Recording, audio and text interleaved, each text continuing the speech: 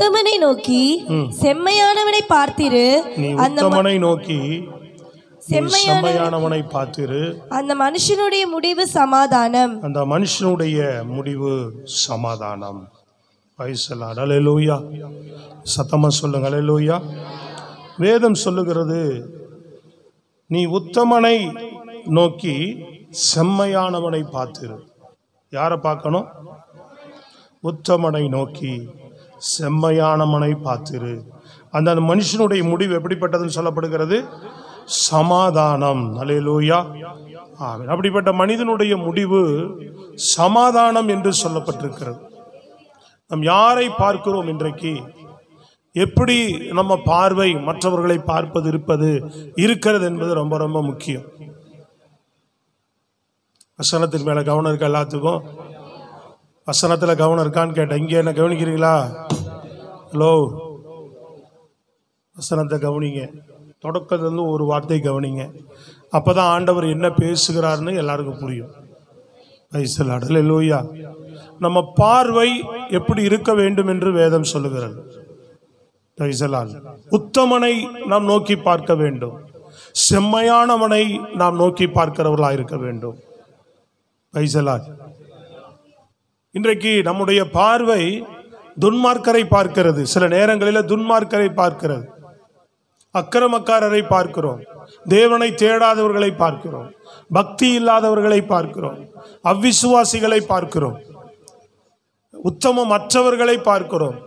நீதி அற்றவர்களை பார்த்துட்டு இருக்கிறோம். இவெல்லாம் அப்படி இருக்கிறாங்களே, இவங்கெல்லாம் அப்படி இருக்கிறாங்களே, இதையே பார்த்துக்கிட்டு இருக்கிறோம்.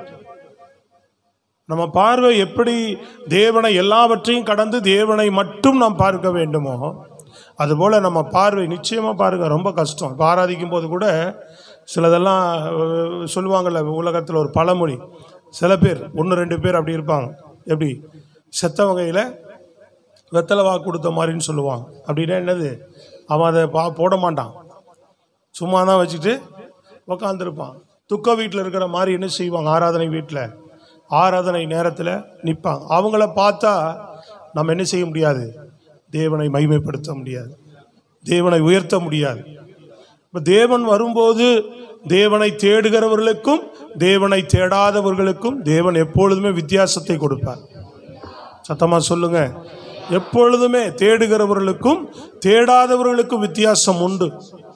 தேவ சமூகத்தில் பயபக்தியோடு அந்தரங்கத்தில் ஆராதிப்பதையும் சரி, அல்லேலூயா, சபையில் ஆராதிப்பதும் சரி, கர்த்தரை தேடுகிற முறை எங்கெல்லாம் முழு இருதயத்தோடு கர்த்தரை தேடுகிறோமோ அங்கெல்லாம் உன்னை ஆசீர்வதிக்கிற தெய்வம். ஸ்தோத்திரம். அல்லேலூயா. இப்போ சில நேரங்களிலே சில பேரை நீங்கள் பார்ப்பீர்கள் என்று சொன்னால் நீங்கள் உத்தமத்தை இழந்து போவீர்கள். தேவனை நோக்கி முன்னேறுவது நம்ம வாழ்க்கையில தடைபடும்.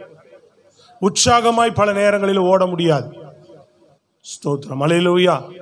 அதனால நல்வழிகளை, உத்தமமாய் வாழ்க்கையை பின்பற்றுகிறவர்களை, சத்தியத்தில் நடக்கக்கூடியவர்களை, செம்மையான இருதயம் உள்ளவர்களை நம்ம நோக்கி பார்க்கும் போதுதான் நம்ம ஆவிக்குரிய வாழ்க்கை உற்சாகமாய் தேவனை நோக்கி நாம் உற்சாகமாய் ஓட முடியும். பின்னாடிக்கெல்லாம் செய்தி மேல கவனம் இருக்கா? அல்லேலூயா. சத்தமா சொல்லுங்க பாப்போம். கர்த்தர் நல்லவர். ஆமென். எனக்கு கடந்த வாரம் செய்தி என்னன்னு கேட்டா நிறைய பேருக்கு தெரியாது இல்லையா? கடந்த வார செய்தி கேட்டா நிறைய பேருக்கு தெரியாது. எவ்வளோ பேருக்கு ஞாபகம் வச்சுக்கிறீங்க? சொல்ல வேண்டாம், கையை மட்டும் உயர்த்துங்க பார்ப்போம். கடந்த வார செய்தி ஞாபகம் இருக்கு, நான் டெய்லியும் ஜெபம் பண்ணிட்டு இருக்கிறேன்ற கை உயர்த்துங்க பார்ப்போம். நல்ல கை உயர்த்தலாம். பார்த்தீங்களா? நிறைய பேர் அப்போ ஜெபம் பண்ணல. ஸ்தோத்திரம். நிறைய பேர் இருதயத்தில் கடந்த வார செய்தி இல்லை. வார்த்தை நம்ம இருதயத்தில் இருந்துக்கிட்டே இருக்கணும். செவி வழியா 1 மணி நேரம் கேட்கிறோம். ஒரு சினிமா படம் பார்த்தான்னா 10 வருஷம் கழிச்சு கூட அந்த சினிமா கதையை அப்படியே சொல்லுவான். அந்த கதாபாத்திரத்தை அப்படியே சொல்கிறான். 1 மணி நேரம் 1/2 மணி நேரம் சீரியல் பார்த்தா ஒரு வாரத்துக்கு போன வாரம் பார்த்தியா அது என்ன நடந்துச்சு, போன வாரம் பார்த்தியா, அப்போல்லாம் வாரத்துக்கு ஒரு முறை சீரியல் போடுவான். இந்த வாரம் வெள்ளிக்கிழமை போட்டான்னா அந்த சீரியல் அடுத்த வெள்ளிக்கிழமை தான் வரும். செவ்வாய்க்கிழமை போட்டால் அடுத்த செவ்வாய்க்கிழமை. ஆரம்பத்தில் அப்படி இருந்துச்சு. இப்போ டிவி திறந்தா எல்லாமே சீரியல் தான். அப்போ அப்படி இருக்கும்போது அந்த சீரியல் அடுத்த வாரம் வரைக்கும் போன வாரத்தெல்லாம் நடந்துட்டு இருந்துன்னு சொல்லிக்கிட்டே இருப்பான். கட்டுக்கதை இல்லையா? அப்போ ஜீவனுள்ள தேவனுடைய வார்த்தையை கேட்கக்கூடிய நாம் ஒரு வாரத்தினுடைய செய்தியை நம் இருதயத்திலே நீங்கள் வைக்கிறவர்களாக இருக்க வேண்டும். சத்தமாக சொல்லுங்க. ஏன்னா ஆண்டவர் அதான் உணர்வுள்ள இருதயம் தான் போன வாரம் பேசினார். மறுபடியும் இப்போயாவது ஞாபகம் வருதா? ஆமாம் அப்படின்றதையா ஞாபகம் இருக்கா? அப்படியா அப்படின்ற மாதிரி யோசிக்கிறீங்களா? உணர்வுள்ள இருதயம். ஸ்தோத்திரம், அல்லேலூயா. அப்போ அந்த உணர்வுள்ள இருதயம் பிரியமானவர்களே நமக்கு தேவை. ஸ்தோத்திரம். அப்போ இங்கே நல்லா கவனிங்க. உத்தமனை பார்த்திரு, நீ செம்மையா, அவனுடைய முடிவு சமாதானம் என்று சொல்லப்பட்டிருக்கிறது. யோபுவை பார்க்கிறோம். அவனுடைய வாழ்க்கையில் அநேக சோதனைகள் வந்திருக்கலாம், அநேக தீமைகளை அவன் அனுபவித்திருக்கலாம் இல்லையா? ஆனா அவன் யாரு சொல்லுங்க? அவன் யார்? உத்தமன். அல்லேலூயா. யோபு உத்தமன். வேதம் சொல்லுகிறது, யாக்கோபு புஸ்தகத்திலே அவர் சொல்லும்போது 5ஆம் அதிகாரம் 11வது வசனம் வாசிங்க பார்ப்போம். யாக்கோபு 5:11. இதோ பொறுமையா இருக்கிறவர்களை பாக்கியவான்கள் என்கிறோமே, பாக்கியவான்கள் என்கிறோமே. யோபின் பொறுமையை குறித்து கேள்விப்பட்டிருக்கிறீர்கள், யோபுவின் பொறுமையை குறித்து கேள்விப்பட்டிருக்கிறீர்கள். கர்த்தருடைய செயலின் முடிவையும் கண்டிருக்கிறீர்கள், கர்த்தருடைய முடிவின் செயலையும் என்ன செய்திருக்கிறீர்கள்? கண்டிருக்கிறீர்கள். கர்த்தர் மிகுந்த உருக்கமும் இரக்கமும் உள்ளவராய் இருக்கிறாரே. ஆமென், அல்லேலூயா. அவனுடைய முடிவை கண்டிருக்கிறீர்களே அப்படின்றார். முடிவு என்னது? சம்பூரணம். யோபுனுடைய முடிவு எப்படி முடிந்தது? சமாதானத்தோடு கூட முடிந்தது. சத்தமா சொல்லுங்க. காரணம், உத்தமமாய் வாழ்ந்தவன். உத்தமமா வாழ்ந்தவருடைய வாழ்க்கையில சில சோதனைகள் வரும், போராட்டங்கள் வரும். புரியுதுங்களா உங்களுக்கு? உத்தமமா நம்ம தேவனுக்காக உத்தமமா வாழும் போது, சத்தியத்தோடு நம்ம வாழும் போது சில போராட்டங்கள் இருக்கும். நல்லா கவனிக்கணும். உடனே நம்ம என்ன செய்திடக்கூடாது? நம்ம பார்வை துன்மார்க்கம் மேல, அக்கிரமக்காரன் மேல, தேவனை தேடாதவர்கள் மேல போகதான் செய்து பார்வை. அல்லேலூயா. ஆனா அங்க பார்வைகள் போகாதபடி நம்ம பார்வை யாரை நோக்கி இருக்கிறதா இருக்க வேண்டும்? உத்தமமாய் பின்பற்றினவர்களை, செம்மையாய் பின்பற்றினுடைய முடிவை நாம் பார்க்க வேண்டும். அவர்களை பார்த்துருன்னு சொல்லப்பட்டிருக்கிறது. யோபுனுடைய முடிவு, கர்த்தர் அவனை கைவிடவில்லை. அவனுடைய முடிவு சமாதானமாக இருந்தது. ஸ்தோத்திரம், அல்லேலூயா. அதான் அதே நீங்க சங்கீத புஸ்தகம் 37ஆம் சங்கீதத்திலேயே நீங்க பாருங்க, முதல் 2 வசனத்தில் அவர் சொல்லுகிறார். எடுத்து வாசிங்க பார்ப்போம். முதல் 2 வசனம். பொல்லாதவர்களை குறித்து எரிச்சல் அடையாதே, நியாயக்கேடு செய்கிறவர்கள் மேல் பொறாமை கொள்ளாதே. அவர்கள் புல்லை போல சீக்கிரமாய் அறுப்புண்டு பசும் பூண்டை போல வாடி போவார்கள். எதை குறித்து எரிச்சல் அடையாத? பொல்லாதவர்கள் மேல் எரிச்சல் ஆகாத, நியாயக்கேடு செய்கிறவர்கள் மேலே பொறாமை கொள்ளாது. நியாயக்கேடு செய்து, புரியுதுங்களா உங்களுக்கு? பொல்லாதவர்களை குறித்து எரிச்சல் நமக்கு. அதையே பேசிட்டே இருக்கிறோம் பார்த்தீங்களா? ஐயோ இப்படி பண்றானே, அநியாயமா பேசுறாங்களே, அநியாயமா செய்யறாங்களே, அநியாயமா நடந்துக்கிறாங்களே, இப்படி இருக்கிறாங்களே, உணர்வில்லாம இருக்கிறாங்களே, சொல்றோம்ல, அதுதான் உணர்வில்லாம இருக்கிறாங்களே, பயம் இல்லாம இருக்கிறாங்களே, பக்தி இல்லாம இருக்கிறாங்களே, தேவனை தேடுகிற இருதயம் இல்லாம இருக்கிறாங்களே, இப்படி எல்லாம் செய்யறாங்களே, அப்படி எல்லாம் செய்யறாங்களே, என்னை பத்தி இப்படி எல்லாம் பேசிட்டாங்களே, அப்படி எல்லாம் பேசிட்டாங்களேன்னு சொல்லி அவங்க செய்கள் இப்படி இருக்கிறது அப்படி இருக்கிறது, பொல்லாதவர்களை குறித்து நமக்குள்ள என்ன வரக்கூடாதுன்னு வேதம் சொல்லுகிறது? எரிச்சல் வரக்கூடாது. அதையே பேசிட்டே இருக்கக்கூடாது. அதுதான் அதனுடைய அர்த்தம். சொல்றது விளங்குதாங்க? சில பேர் அதையே பேசிக்கிட்டு இருப்போம். அவங்க மேல பொறாமைப்படாதே அப்படின்னா என்னது? அவங்கெல்லாம் இப்படி இருக்கிறானே, இவெல்லாம் இப்படி இருக்கிறானே அப்படின்ற மாதிரி சில பேர் சொல்லுவாங்க. அல்லேலூயா.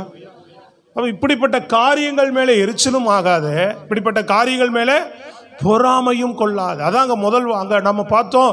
நீ அப்படியெல்லாம் இல்லாம யாரை பார்த்துரு? உத்தமனை பார்த்து செம்மையானவனை நோக்கி இரு. நீ பொல்லாதவனை பார்த்திருக்காதே, நியாயக்கேடு செய்கிறவனை, நியாயத்தை புரட்டுகிறவனை, நியாயம் இல்லாமல் நடக்கிறவனை, அநியாயமாய் நடக்கிறவனை நீ என்ன செய்யாத? பார்க்காத. ஸ்தோத்திரம், அல்லேலூயா. அவர்களெல்லாம் சீக்கிரமாய், சொல்லுங்கள், எப்படி? சத்தமா சொல்லுங்கள், அல்லேலூயா. அவர்களுடைய முடிவு சீக்கிரமாய் அறுப்புண்டு போகும் என்று சொல்லப்பட்டிருக்கு. அவங்கெல்லாம் இல்லாமல் போவார்கள் பிரியமானவர்களே. ஆனா உத்தமன் என்றென்றைக்கும் இருக்கக்கூடியவன். நீதியாய் நடக்கிறவர்கள் என்றென்றைக்கும் இருக்கக்கூடியவர்கள். செம்மையாய் நடக்கக்கூடியவர்கள் என்றென்றைக்கும் இருக்கக்கூடியவர்கள். தேவனை போல, அல்லேலூயா, பிரகாசிக்கிற அந்த சூரியனை போல என்றென்றைக்கும் இருக்கக்கூடியவர்கள் என்று வேதம் சொல்லி இருக்கிறது. அதனாலதான் நம்ம பார்வை எப்படி இருக்கிறது என்பது ரொம்ப முக்கியம். ஸ்தோத்திரம், அல்லேலூயா. நம்ம பார்க்க போகிறோம், நம்ம வாழ்க்கையில எதை செய்ய வேண்டியது, அதன் மூலம் நமக்கு கிடைக்கக்கூடிய பலன். அல்லேலூயா. உத்தமமா நம்ம நடக்கணும்னா எதை செய்யணும், எதை செய்யக்கூடாதுன்னு இருக்குல்ல. இதை செய்தா, இதை செய்யாம இருந்தா, புரியுதா உங்களுக்கு? அப்போ நம்ம வாழ்க்கையில கிடைக்கக்கூடிய அந்த தெய்வீக சமாதானம், தேவனால் உண்டாகிற அந்த நன்மைகள், ஆசீர்வாதம் என்னன்னு இந்த சங்கீத புஸ்தகத்திலே சொல்லப்பட்டிருக்கு. புரியுதுங்களா உங்களுக்கு? அப்போ நம்ம செய்ய வேண்டியது என்ன?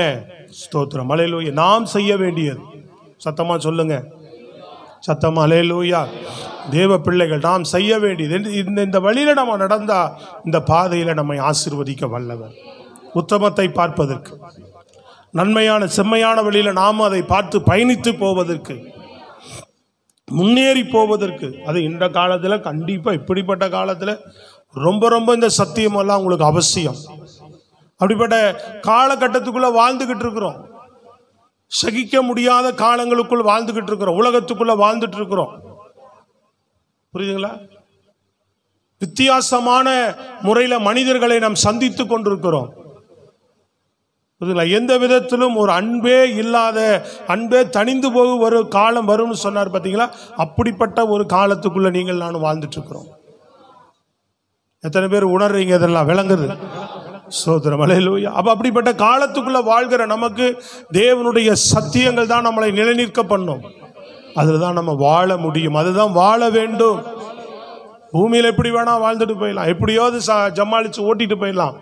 ஆனா நித்தியத்துக்கு போவதற்கு, பரலோகத்தில் போவதற்கு, தேவனால் அங்கீகரிக்கப்பட்ட ஒரு வாழ்க்கை இந்த பூமியில நம்ம வாழும்போது தான் அவரிடத்துல போய் நிரந்தரமாய் சேர முடியும். அவரோடு கூட என்றென்றைக்கு போய் சேர முடியும். அவரால் ஆசீர்வாதத்தை நாம் பெற முடியும். அவரால் நன்மையை நாம் பெற முடியும். பிரியமானவர், அந்த பயபக்தி நம்ம இருதயத்தில் எப்பவுமே காணப்படும். ஸ்தோத்திரம், அல்லேலூயா.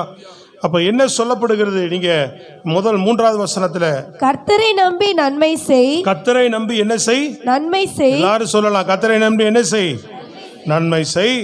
தேசத்தில் குடியிருந்து சத்தியத்தை மேய்ந்து கொள். கர்த்தரை நம்பி நன்மை செய் என்று வேதம் சொல்லுகிறது. அதுதான் என்னது? உத்தமம். அதுதான் செம்மையான பாதை. தீமை செய்வதல்ல. விளங்குதாங்க? ஹலோ, நீ பொல்லாதவனை பார்க்காத, அவன் தீமை செய்கிறவன், நியாயக்கேடு செய்கிறவன், தீமை செய்கிறவன். சொல்றது விளங்குதாங்க? நீ என்ன செய்? நன்மை செய். யாரை நம்பி? இதெல்லாம் நன்மை செஞ்சு என்ன பிரயோஜனம்? தீமை செய்கிறவன் தான் நல்லா இருக்கிறான், அநியாயக்காரன் தான் நல்லா இருக்கிறான், அக்கிரமக்காரன் தான் நல்லா இருக்கிறான்னு சொல்றோம்ல.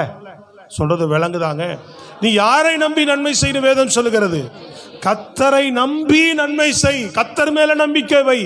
என் தேவன் நன்மை செய்கிறவர், நானும் நன்மை செய்வேன். நன்மையை தவிர அவரிடத்துல என்ன இல்லை? தீமையானது கிடையாது. நம்முடைய தேவனிடத்தில், தேவனிடத்துல தீமை இல்லை. பிரியமானவர்கள், அப்ப நமக்குள்ள என்ன காணப்படக்கூடாது? வேதம் என்ன சொல்லுகிறது? நன்மையே அன்றி தீமை செய்யாதபடி இருங்கள். எப்படி சொல்லுங்க, நல்ல வாயை திறந்து சத்தமா. இணையன்றி நன்மையன்றி தீமை செய்யாதிருங்கள். தீமைக்கு தீமை செய்யாதபடி நன்மை செய்யுங்கள் என்று வேதம் சொல்லியிருக்கிறது. தீமைக்கு தீமை செய்யாதபடி நன்மை செய்யுங்கள் என்று சொல்லப்படும். உங்க சத்துருக்களுக்கும் என்ன செய்யுங்க? நன்மை செய்யுங்கள் என்று வேதம் சொல்லி இருக்கிறது. கூடுமான வரை என்ன செய்யணும்? நன்மை மாத்திரம்தான் செய்யணும். யாரை நம்பி நன்மை செய்யணும்? கர்த்தரை நம்பி. உனக்கு ரிவார்டு கொடுப்பான் ஒருத்தர், நீ நன்மை செஞ்சணும் உனக்கு அவார்டு கொடுப்பானெல்லாம் செய்யாத. கண்டிப்பா தரமாட்டான். நன்மையை பெற்றவர்கள் தான் சில நேரங்கள் உங்களுக்கு தொந்தரவு உள்ளவர்களா மாறுவாங்க. புரியுதா உங்களுக்கு? நம்ம இடத்துல நன்மையை பெற்றவர்கள் தான் நமக்கு சில நேரம் இடையூறா இருப்பாங்க, தலைவலியா இருப்பாங்க. ஆனா நம்ம அதெல்லாம் பார்க்க கூடாது. யாரு ரிவார்டு தர மாட்டாங்க. சொல்றது விளங்குதா? இவர் பெரிய யோக்கியம் அப்படின்னு சொல்லிட்டு போயிடுவாங்க. நீ யோக்கியமா யோக்கியம் இல்லையான்று நமக்கு நியாயம் தீர்க்கக்கூடியவர், பரலோகத்தில் நமக்கு சாட்சி பகரக்கூடியவர் பரலோகத்தில் இருக்கிறார். சும்மா நம்மளும் சொல்லிட்டு போகக்கூடாது.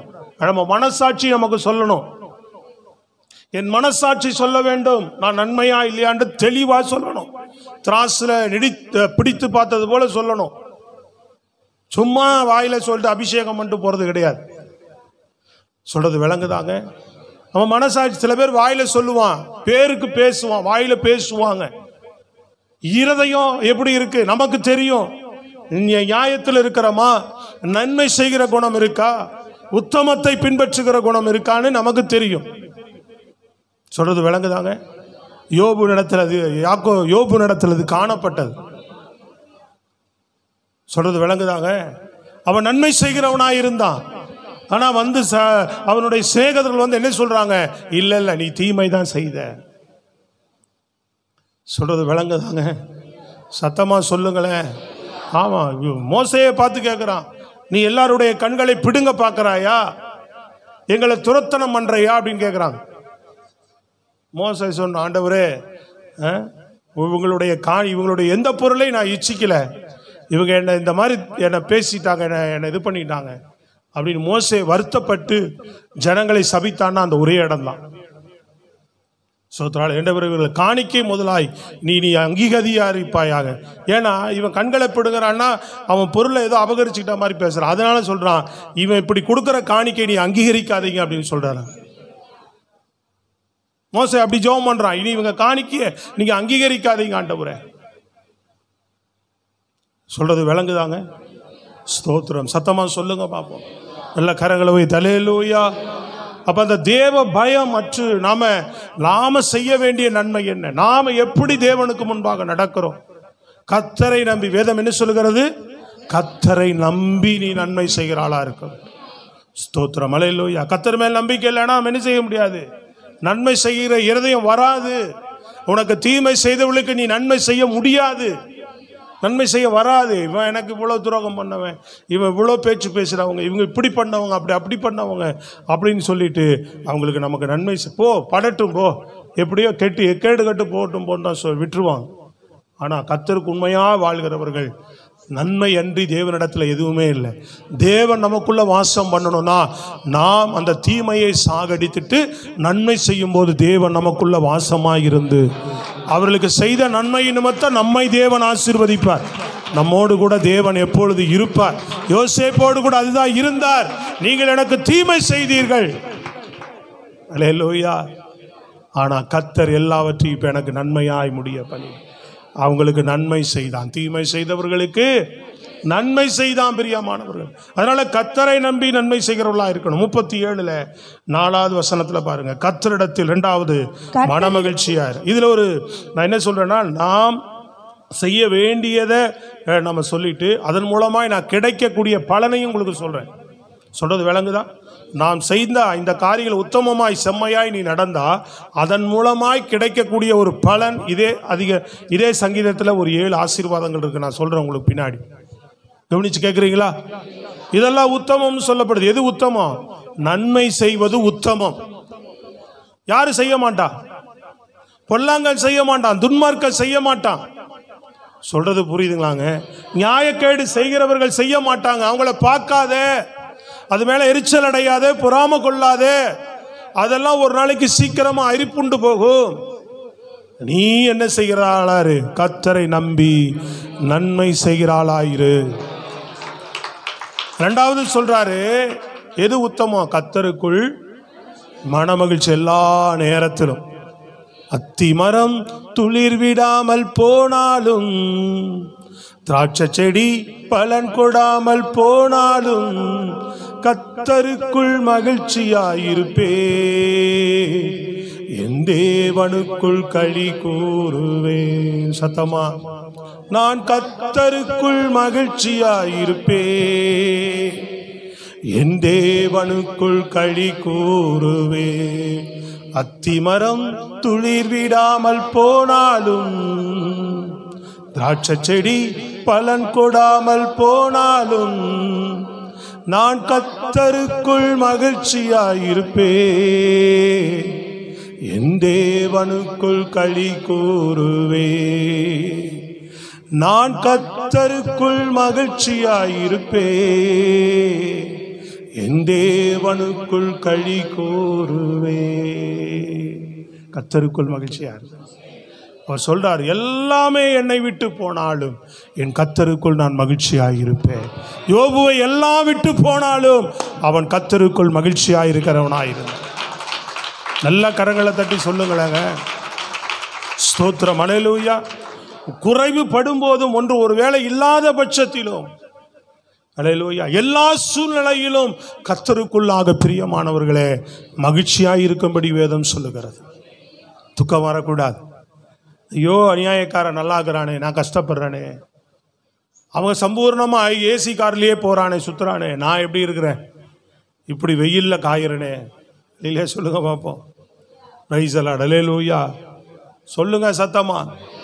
ஆமாம், உங்கள் சம்பூர்ணமாக சாப்பிட்றாங்களே, எனக்கு ஒன்றும் பெருசாக இல்லையே, அவங்க வாழ்க்கை மகிமையாக இருக்கா, என் வாழ்க்கை ஒன்றும் இல்லையே, அப்படிலாம் நினைக்காது. அல்லேலூயா. கர்த்தருக்குள்ளே யார் மகிழ்ச்சியாக இருக்கிறார்களோ அவர்கள் வாழ்க்கை அவர்களெல்லாம் உத்தமமாய் தேவனுடைய பார்வையில் அவர்களை தேவன் உத்தமமாய் பார்க்கிறார். அது செம்மையான வழி என்று சொல்லுகிறார். கர்த்தருக்குள்ளே கர்த்தரை நம்பி நீ நன்மை செய், கர்த்தருக்குள் நீ மகிழ்ச்சியாயிரு. யாருக்குள்ள மகிழ்ச்சியா இருக்க முடியும்? கர்த்தரை நினைச்சாதாக நிறைய நேரம் மகிழ்ச்சியா இருக்க முடியும், இல்லைன்னா நெஞ்சு வெடிச்சு போகும். சொல்லுங்கப்பா வைநாகம். ஹலோ, சத்தமா நல்லா கையை உயர்த்தி. கர்த்தர் ஒருவர் மட்டும் இல்லைன்னு சொன்னா என்ன ஆயிடும்? டமால் டுமில் தான். அது உங்களை விட எங்களுக்கு தான் அதிகம். நாங்கள் என்ன மட்டும் கர்த்தர் எங்களோட இல்லைன்னா அவ்வளோதான், டமால் டுமில் தான் மண்டை. சோத்திரம், அல்லேலூயா. ஒரு ஆளை பார்க்கறது இல்லை நாங்கள்லாம். புரியுதா உங்களுக்கு? நீங்கள் ஒரு குடும்பத்தை மட்டும் பார்த்துட்டு போயிடுறீங்க. வேலை ஸ்தலத்துக்கு போனால் அங்கே ஒரு 2 பேர் பழகுவாங்க, அவ்வளோதான்.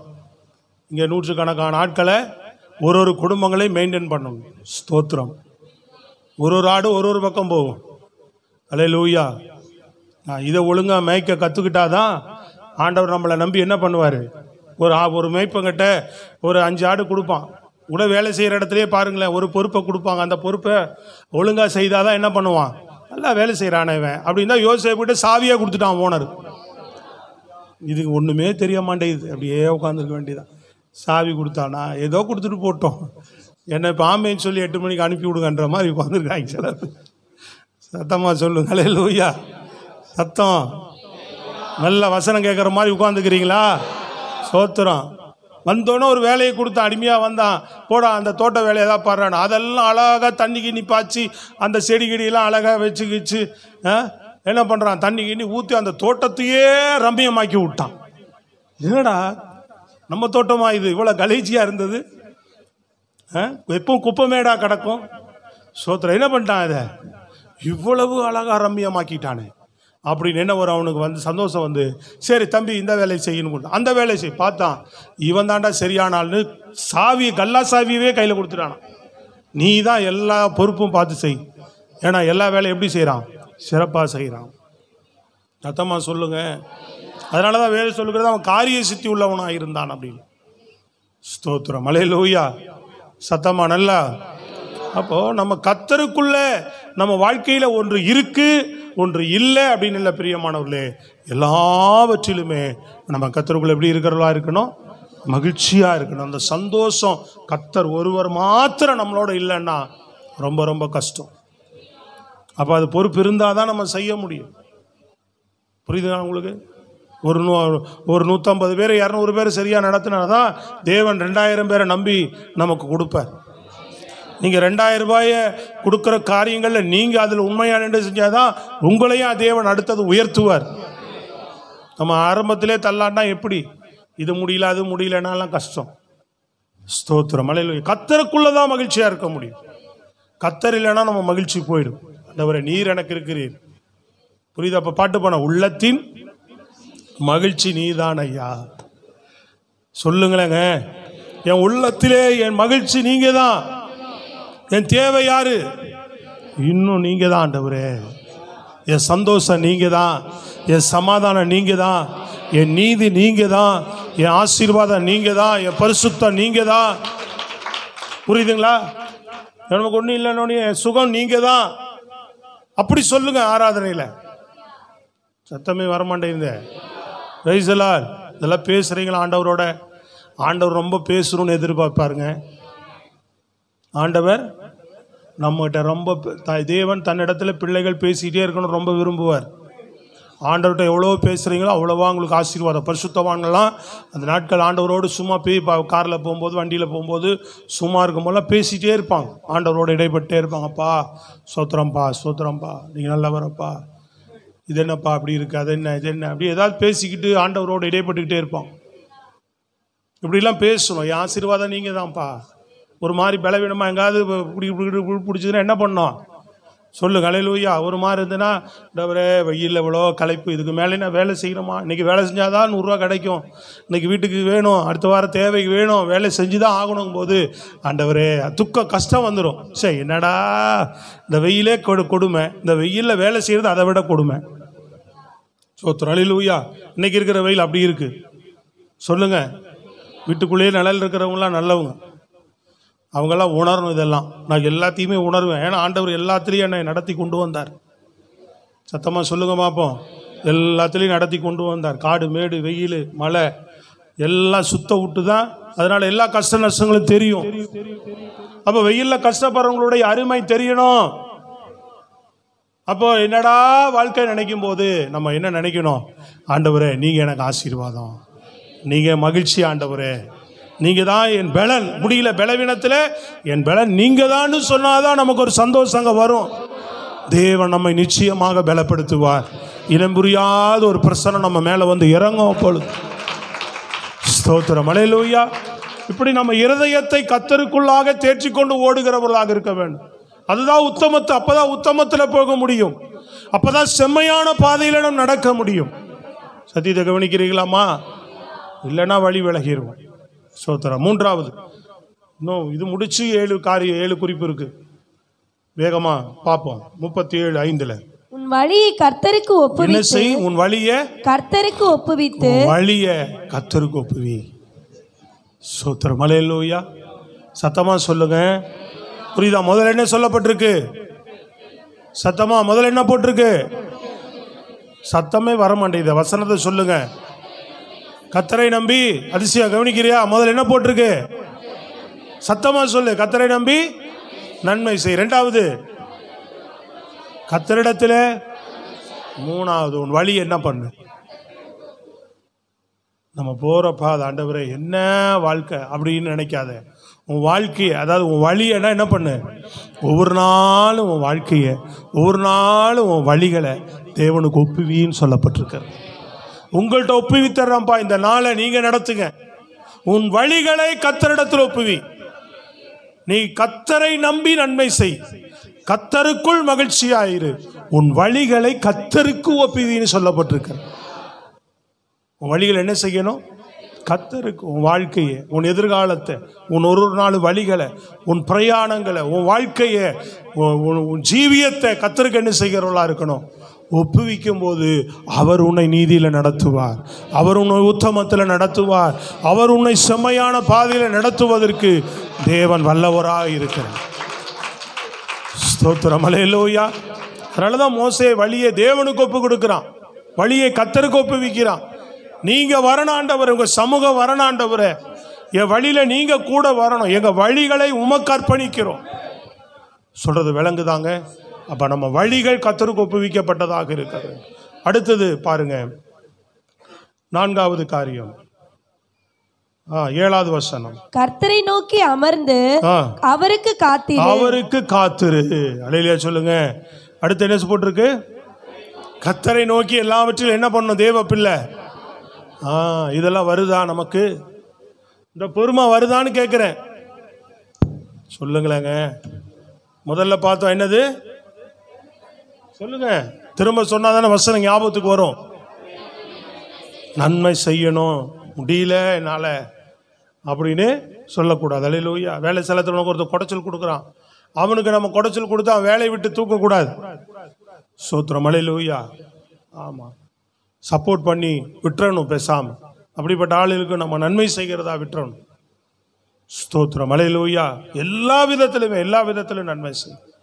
அடுத்தது கர்த்தர் தான் நமக்கு, எனக்கு கர்த்தருக்குள்ளே நீ மகிழ்ச்சியாகவே இருக்கணும் எல்லாவற்றிலும். 3வது உன் வழிகளை அவருக்கு ஒப்புவிக்க. அடுத்தது சொல்லுது, கர்த்தரை நோக்கி அமர்ந்து அவருக்கு காத்திரு.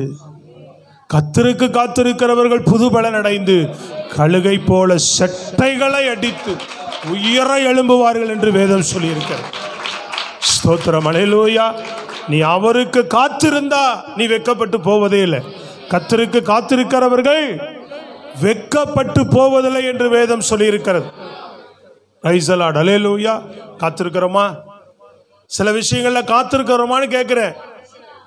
உங்க வாழ்க்கையில ஒவ்வொரு காரியங்களையும் நீங்கள் உங்களுடைய வருங்காலங்களை ஒவ்வொரு விஷயங்களையும் என்ன பண்ணுங்க, தேவனிடத்துல காத்திருங்க. இன்னும் என் வாழ்க்கையில் நன்மை வரலையே, என் வாழ்க்கையில் ஒரு ஆசீர்வாதம் வரலையே, நான் நினைச்ச விஷயம் வரலையே, நினைச்ச காரியம் நடக்கலையே என்று சொல்லி துக்கப்படாதீங்க. என்ன பண்ணுங்க, கர்த்தரை நம்பி அவர் சமூகத்துல காத்திரு. ஆண்டவரே, எனக்கு ஒரு நாளைக்கு ஒரு வாழ்க்கை உண்டு, என் வாழ்க்கை ஒரு நாள் துளிர் விடும், என் வாழ்க்கையில் ஒரு நாள் வசந்த காலம் வரும், வசந்த வீசும், அல்லேலூயா, பிரகாசம் வரும். அப்படி கர்த்தருக்கு காத்திருக்கும் போது காத்திருப்பது தான். இதெல்லாம் காத்திருக்க முடியாது. பொல்லாதவனை பார்த்தா காத்திருக்க முடியாது, நியாயக்கேடு சுத்திலும் செய்கிறவனை பார்த்தா காத்திருக்க முடியாது, துன்மார்க்கனை பார்த்தா காத்திருக்க முடியாது, அநியாயக்காரர்களை பார்த்தா காத்திருக்க முடியாது. நீ நன்மை செய்ய முடியாது, அதெல்லாம் பார்த்தா நன்மை செய்ய முடியாது. கர்த்தருக்குள் மகிழ்ச்சி போயிடும். ஐயோ, இப்படியெல்லாம் அநியாயம் பண்றாங்களே, இப்படியெல்லாம் இருக்குது அப்படின்னு நமக்கு என்ன ஆயிடும், மகிழ்ச்சி போயிடும். ஸ்தோத்திரம், அல்லேலூயா. அதனால அவரை நம்பி நன்மை செய்வது, அவருக்குள் மகிழ்ச்சியா இருப்பது, அவருக்கு வழிகளை ஒப்புவிப்பது, அவருக்கு காத்திருக்கிற அனுபவம். ஸ்தோத்திரம், அல்லேலூயா. எல்லாவற்றுக்கும் என்ன செய்யணும்? பொறுமை தேவை, காத்திருப்பு தேவை. அடுத்து 5வது காரியம், நாம் செய்ய வேண்டிய காரியங்கள் 37:8 பாருங்க. கோபத்தை நெகிழ்ந்து உக்கிரத்தை விட்டுவிடு. பொல்லாப்பு செய்ய ஏதுவான எரிச்சல் உனக்கு வேண்டாம். அல்லேலூயா. சத்தமா சொல்லலாமே, நல்ல முழு பலத்தோடு சொல்லலாமே. பொறுமை வேணும். எதை விட்டு? கோபத்தை விட்டுவிடு. கோபத்தையும் உக்கரத்தையும் விட்டுவிடு. பொல்லாப்பு செய்வதான எரிச்சல் உனக்கு வேண்டாம். கோபத்தையும் உக்கரத்தையும் விட்டுவிடு. விட்டு. ஸ்தோத்திரம், அல்லேலூயா. கோபம் எல்லாத்தையும் பார்த்தா என்ன வருது? கோபம் வருது, பொங்கி எழுது. அல்லேலூயா. ஸ்தோத்திரம், அல்லேலூயா. சொல்லுங்க பாப்போம், சொல்லுங்களேங்க நல்லா சத்தமா. ஆமாம், சில பேருக்கு ஆண்டவர் எல்லாம் கரெக்டாக தான் வச்சுருப்பார், வாழ்க்கை எல்லாம் கிரமமாக இருக்கும், நல்லா இருக்கும். அதே போய் எதாவது மாம்சத்தில் யோசிச்சுட்டு சிந்திச்சுட்டு அது எப்போவுமே தான் வாழ்க்கையில் ஏதோ பிரச்சனைங்கிற மாதிரியே வாழ்ந்துட்டு இருப்பாங்க. அது இருக்கிறதுலே பெரிய ஆபத்து அதுதான். ஸ்தோத்திரம், அல்லேலூயா. எல்லாம் ஒழுங்காக தான் இருக்குது, ஆண்டவரை தேடிட்டு பேசாமல் கம்முட்டு இருக்கணும். ஸ்தோத்திர, கர்த்தர் எல்லாம் நேர்த்தியாக நடத்துவார், எல்லாம் ஒழுங்காக தான் இருக்குது. இது ஏதோ வாழ்க்கையில் துக்கத்தையே எல்லாம் ஒழுங்காக இருக்கிறதுக்கு பூரா இப்படியே செஞ்சிட்ருக்கோம். அதுக்கு போய் ரோட்டில் வேலை செய்து கஷ்டப்படுறவங்க என்னென்னமோலாம் வீட்டுக்காரன்ட்ட குடிகாரன்ட்ட அடி வாங்கிட்டு வாங்கிட்டு ராத்திரியில் வரும்போதே 12 மணிக்கு வேறு மாதிரி வருவான். இது என் வீடா? இப்போ டிவியில் போடுறான்பா, இப்போது இதுலெல்லாம் வருது பாருங்கள், அந்த இதுலெல்லாம் வீடியோலெல்லாம் வருது. அது என்ன வருது? வீட்டு கதவை திறந்துருக்கும் போதே கதவு தரன்னு தட்டான். கதவு தரேன்டா. மனைவியோ என்னையா குடிச்சிட்டு இருக்கிற? இல்லை, நான் கண்டிப்பாக குடிக்கல, கதவு தரேன்டான். ஏன்னா திறந்துருக்கிற வீட்டை என்ன பண்ணுறான், போயிட்டு கதவு சாத்தி இருக்கிற மாதிரி அதில் போய் சாஞ்சிக்கிட்டு தட்டிட்டு கிடக்குறான்.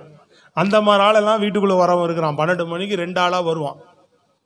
ஸ்தோத்திரம், அல்லேலூயா. அன்றைக்கி ஒரு சகோதரி சொல்லுது, நம்ம 11 மணிக்கு வந்துட்டு 4 மணி 3 மணி வரைக்கும் ஒரே குடிச்சிட்டு கத்திக்கிட்டு தூங்க முடியாமல் அந்த சின்ன பையன், அவங்க பையனும் சொல்கிறான், எங்கள் அப்பா ஏன்டா வரல சர்ச்சுக்கு? சரி, அவங்க அம்மா தான் தூங்கிருச்சு, நம்மக்கிட்ட பொய் சொல்லுதுன்னு நினச்சிட்டு நான் ஒரு டவுட்டுக்கு அவன் பையனை கேட்டேன். பசங்க முன்னாடி சொல்லிடுவாங்கல்ல, டேய் இங்கே வா, என்ன நடந்தது, ஏன் காலையில் ஆராதனைக்கு வரல அப்படின்னு. அப்பா 3 மணி வரைக்கும் தூங்க விடவே இல்லை. என்ன பண்ணார்? குடிச்சிட்டு கத்திக்கிட்டே இருந்தார். அப்போ எவ்வளோ வேதனை பாருங்கள். சொல்லுங்கள், உங்களுக்கு நல்லா ஏசி போட்டு பெட்டு போட்டு தூங்க வச்சா ஒரே சோகமாக இருக்குது. என்ன சோகமாக இருக்குது? இந்த ஆளுக்கெல்லாம் வேஸ்ட்டு. நீ தான் மனம் திரும்பணும். இதெல்லாம் இந்த சத்தியெல்லாம் உனக்கு இல்லை. சொல்கிறது விளங்குதா இல்லையா? ஏசி போட்டு ஜம்முன்னு தூங்க வச்சா என்ன பண்ணுது? ஒரே சோகமாக இருக்குது. என்ன ஒரே சோகம்? சொல்லுங்க, சத்தமாக சொல்லுங்க. மனம் திரும்பணுமா, திரும்பக்கூடாது? அதெல்லாம் ஜெயபாலையா தெளிவாக சொல்ற, திருந்தியே ஆகணும் அப்படின்ற.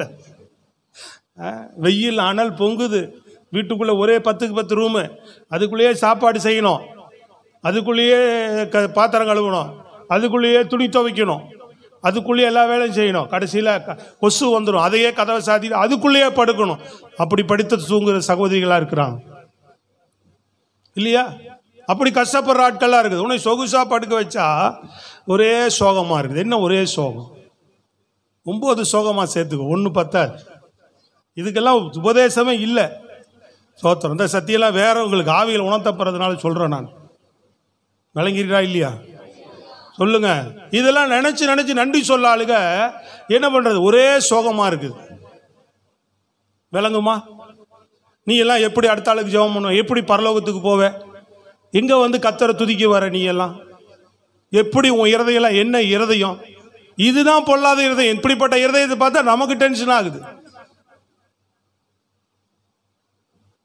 சொல்றது விளங்குதாங்க?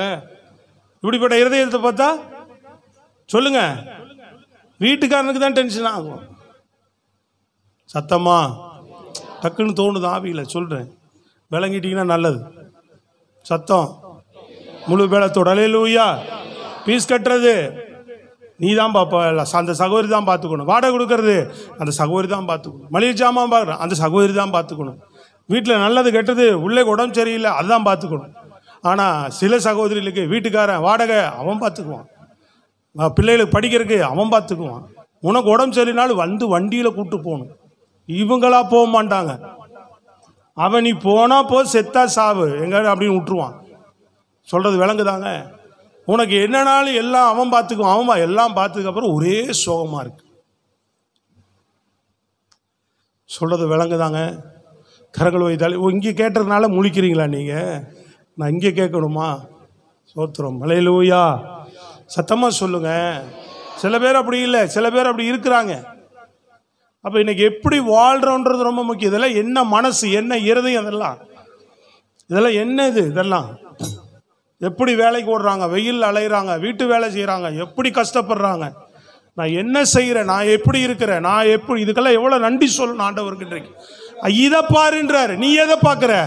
இன்னும் சொகுசா வீட்டுக்காரனோட கார் சுத்தர் ஒன்றுல பார்க்கறது. அப்படி அதான் கொல்லாதவர்களை பார்க்காத.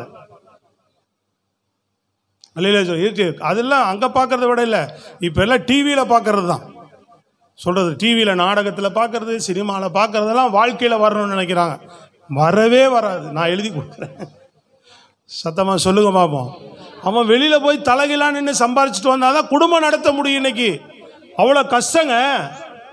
உன் பக்கத்தில் வந்து 7 மணிக்கு 6 மணிக்கே உட்காண்டா என்ன செய்ய முடியும்? இதெல்லாம் யாருமே, தயவு செய்து தேவ சமூகத்தில் சொல்கிறேன், யாருமே என்கிட்ட சொல்லலை. அல்லேலூயா சொல்லுங்க பார்ப்போம். நான் என்னாடி ஊழியக்காரனுக்கே லாக்கி இல்லை. சத்தமாக சொல்லுங்க. இவ்வளோ ஓப்பனாக பேசுகிறேன் நான். சத்தமா யாருமே என்கிட்ட சொல்லலை. எந்த சகோதரர்கிட்ட என்கிட்ட வந்து ரிப்போர்ட் பண்ணல. எந்த சகோதரர் உண்மை தேவ சமூகத்தில் சத்தியத்தை பேசுகிறேன், தேவ சமூகத்தில் நிற்கிறேன் நான் சொல்கிறேன். ஏன்னா யாரோ போய் பாஸ்டர்கிட்ட பற்ற வச்சுட்டாங்க பூரா, இப்படி தான் நினைக்கிறாங்க. இன்னைக்கு தேவன் பேசுகிறான்னு விசுவாசமே வரமாட்டேங்குது. அப்புறம் சில பேர் கூட்டம் முடிஞ்சோடனே உன்னதான் பேசுகிறாரு போல் எழுந்து போயிட்டு இவருக்கு வெளிப்பாடு ஒன்று வந்துடுது. இவங்களையா தான் ஐயா சொல்லியிருப்பார், அவங்களையா தான் ஐயா சொல்லியிருப்பார். என்ன சிஸ்டர், ஐயா உங்களை தான் போட்டு தாக்குனார் போல தெரியுது. என்ன தம்பி, உன்னை தான் ஐயா போட்டு தாக்கு. இது இல்லாமா ரைசலா சொல்லுங்க, சத்தமாக சொல்லுங்க. இதெல்லாம் ஓடுது எல்லாம். எனக்கு நமக்கு என்ன தெரியாமையா இருக்கு? எல்லாம் யாருமே என்கிட்ட எதுவும் சொல்லலை. நான் சொல்கிறேன், வெளியில் போய் கஷ்டப்பட்டு சம்பாரிச்சுட்டு பண்ண வேண்டிய வேலையெல்லாம் பண்ணினா தாங்க குடும்பத்தை நடத்த முடியும். சோத்திரம். 10 மணிக்கு வரட்டும், 11 மணிக்கு வரட்டும்.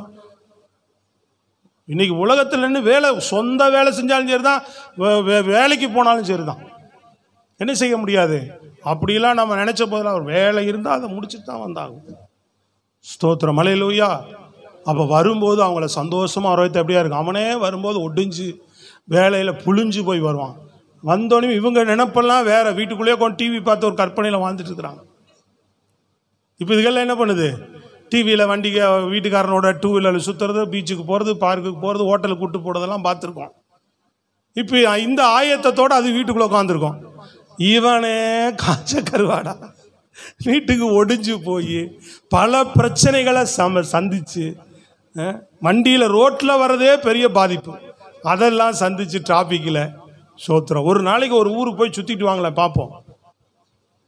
ஹலோ, சும்மா அப்படி எடுத்துகிட்டு அப்படி மின்ட்டு வரைக்கும் போயிட்டு வாங்க ஒரு 7 மணிக்கு. அப்போ தெரியும் உங்களுக்கு நிலைமை என்னன்றது.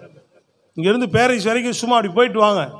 வேணா வண்டி வேணால் அரேஞ்ச் பண்ணி கொடுக்குறோம், கார்லேயே உங்களை அனுப்புகிறோம்.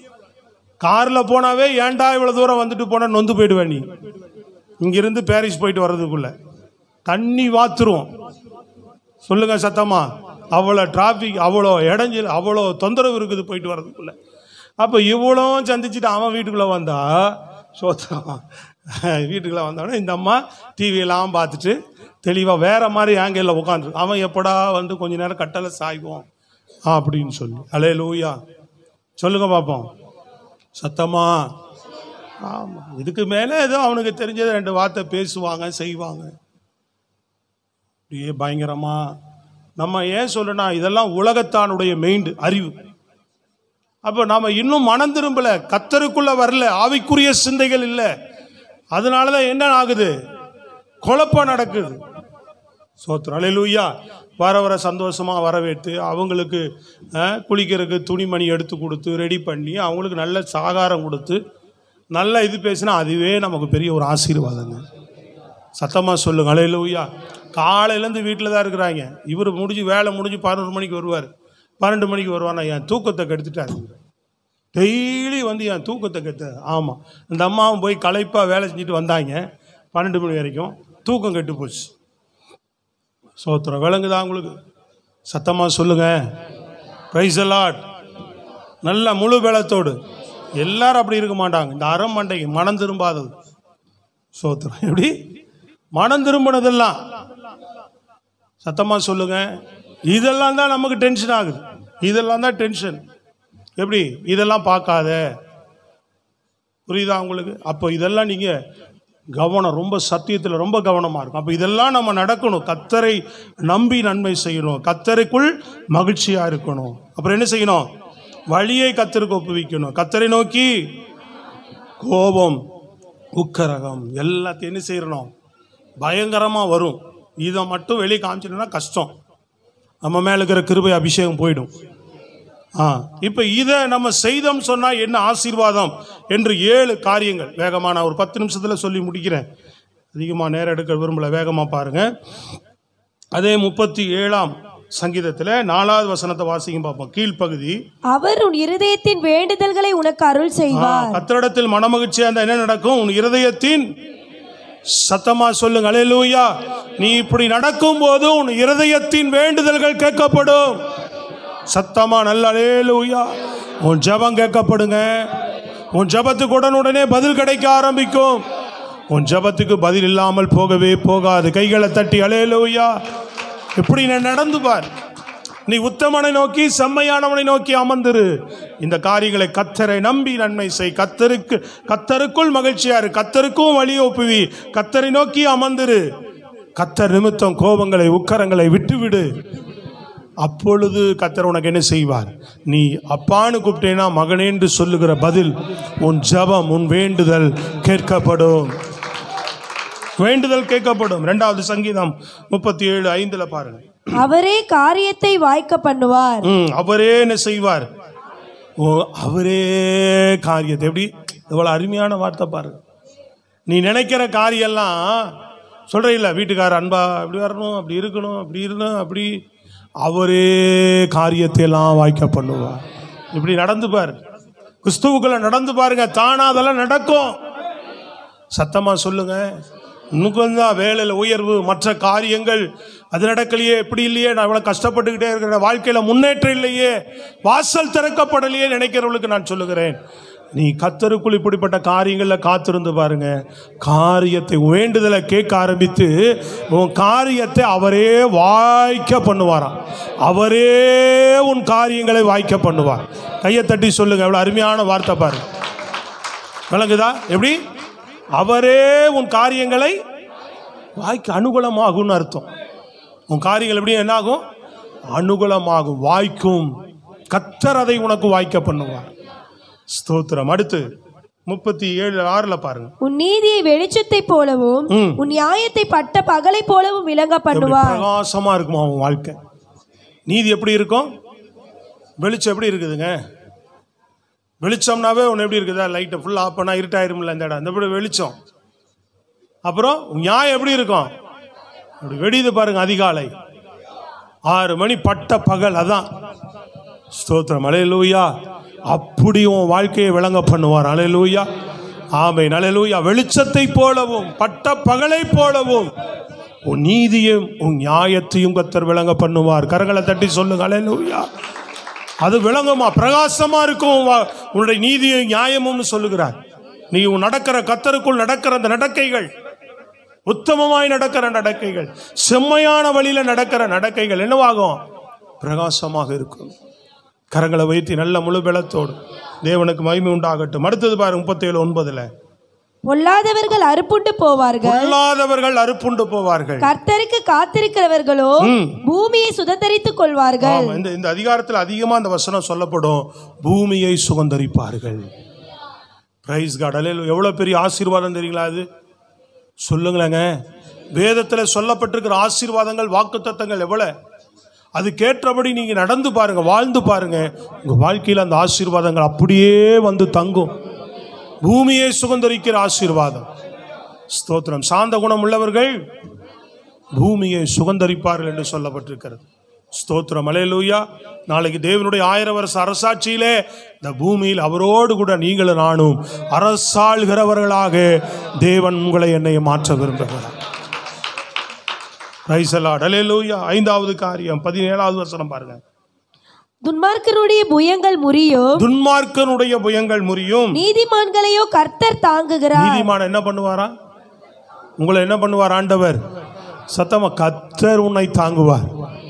தாங்குவார். பாருங்க எவ்வளவு பெரிய வார்த்தைங்க. தாங்குவார். புயம் முறியும்னா, புயம் முறிஞ்சிட்டா என்ன ஆகும்? அவன் விழுந்துருவான். சொல்றது முறியுதுங்களாங்க? ஆனா நீதிமானை கர்த்தர் என்ன செய்வாராம்? தாங்குதல். ஒருத்தன் தாங்கி பிடிக்க ஆள் இல்லைன்னு சொல்றாங்க. இவ்வளவு பெரிய விஷயம். நம்மளை தாங்கக்கூடியவர் யாரா இருக்கிறா? ஏதோ மனுஷன் இல்ல, தேவாதி தேவன். நீ நம்பி ஆராதிக்கிற தேவன் உன்னை தாங்குகிறவர். நல்ல கரங்களை தட்டி வசனம் புரியுதா? அல்லேலூயா. அவர் உங்களை தாங்குவார், அவர் உங்களை ஏந்துவார், அவர் தாங்குவாருங்க. சொல்றது விளங்குதாங்க? ஐயோ, நல்ல கையை உயர்த்தி ஆமேன். அடுத்து பாருங்க, அதே 37:18வது வசனம். உத்தமர்களின் நாட்களை கர்த்தர் அறிந்திருக்கிறார், அவர்கள் சுதந்திரம் என்றென்றைக்கும் இருக்கும். சுதந்திரம்னா புரியுதுங்களா? அவங்க சந்ததி, அவங்களுடைய சந்ததி எப்படி இருக்கும்? என்றென்றைக்கும். ஆண்டவர் தாவீதுக்கு என்ன வாக்கு கொடுத்தார்? உன் வீடும் ராஜ்யம் எனக்கு முன்பாக என்றென்றைக்கும் நிலைத்திருக்கும். உன் வீடும் உன் ராஜ்யமும் எனக்கு முன்பாக என்றென்றைக்கும் நிலைத்திருக்கும் என்று சொன்னார். ஸ்தோத்திரம். அல்லேலூயா. என்றைக்கும் சந்ததி ஆசீர்வதிப்பார். நீ இன்னைக்கு உத்தமமா கர்த்தரை தேடினா நாளைக்கு உன் பிள்ளைகள் ஆசீர்வதிக்கப்படுவார்கள், உன் சந்ததி ஆசீர்வதிக்கப்படும். Praise the lord. அல்லேலூயா. அதனால உத்தமனை நோக்கி இரு, செம்மையானவனை பார்த்திரு. சபையே சத்தமா சொல்லுங்க அல்லேலூயா. நம்ம கவனமா இருக்கணும். சத்தியத்தில் நில்லுங்க. அறிவில் கேட்காதீங்க. செவி வழியா அப்படியே சும்மா கேட்டு போகக்கூடாது. இதில் போயிடக்கூடாது. வார்த்தை இங்கே போகணும். அல்லேலூயா. ஸ்தோத்திரம். அடுத்து கடைசியா 7வது காரியம் 19வது வசனத்தில் பாருங்க.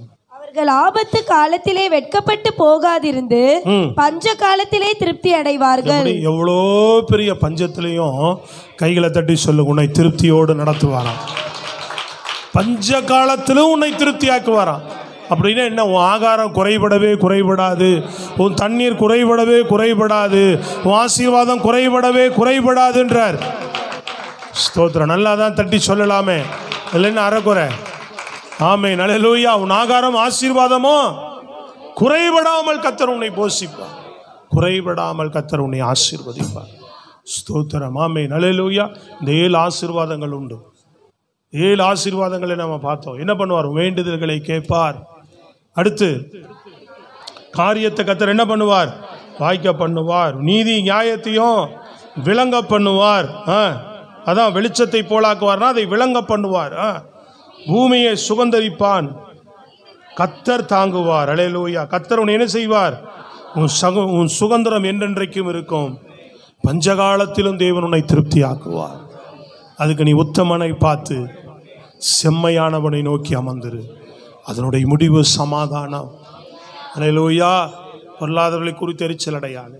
நியாயக்கேடு செய்கிறவர்கள் மேல் பொறாமை கொள்ளாது. அதெல்லாம் விட்டு விடு. கர்த்தரை நம்பி என்ன செய்? நன்மை செய். உன் வாழ்க்கையை அவருக்கு ஒப்புக்கொடு. அவருக்குள் மகிழ்ச்சியாகிறது. இதெல்லாம் முதல் கேட்ட அந்த 5 காரியங்கள் செயல்படணும். இந்த சங்கீதத்தை நல்லா படிங்க. வீட்டில் போய் ஜெபத்தோடு படிங்க. உங்கள் வாழ்க்கைக்கு ஆசீர்வாதம் தேவைன்னு அதிகமாக வசனத்தை தியானம் பண்ணுங்க. சொல்லவே மாட்டீங்களே. வசனத்தை திரும்ப திரும்ப தியானம் பண்ணுங்க. யூடியூப்பில் இருக்குது, திரும்ப போட்டு நீங்கள் கேட்கலாம். சொல்கிறது விளங்குதா உங்களுக்கு? செய்தி திரும்ப என்ன ஒரு சந்தேகம்னா திரும்ப கேட்கலாம். இந்த செய்தி பொறுத்தளவுக்கு இந்த 37ஆம் சங்கீதத்துக்குள்ளேயே அடங்கியிருக்கு. எல்லாமே ஒரு 10-20 வசனத்துக்குள்ளேயே எல்லாமே அடங்கியிருக்கு. 1லேருந்து 20 வசனம் வரைக்கும் போது தயவு செய்து ஒரு முறை 2 முறை வீட்டில் போய் படிச்சு பாருங்க. 1லேருந்து 20 வரை உள்ள வசனத்தை திரும்ப திரும்ப படிச்சு பாருங்க. கர்த்தர் உங்களை நடத்துவார். எல்லா சூழ்நிலையிலும் உங்களை திருப்தி ஆக்குவார். எல்லா சூழ்நிலையிலும் உங்களை போஷிப்பார். கர்த்தருடைய வார்த்தையை நம்புங்க. கர்த்தருக்கு உங்கள் வாழ்க்கையை ஒப்பு கொடுங்க. கர்த்தர் நம்மை ஆசீர்வதிப்பார். எழுந்து நிற்போமா?